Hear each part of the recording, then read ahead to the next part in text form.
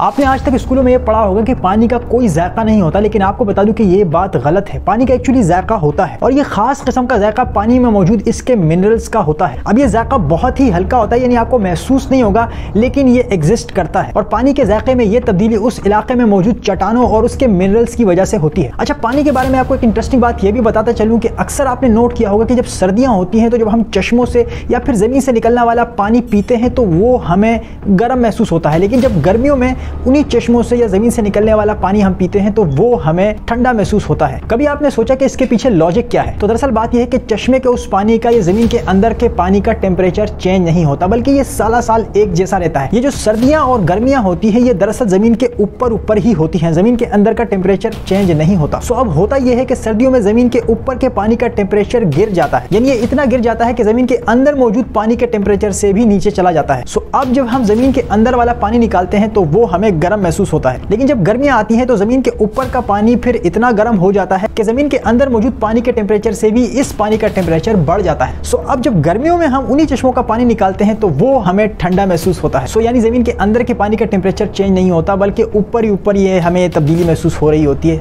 यह है सारा लोचा।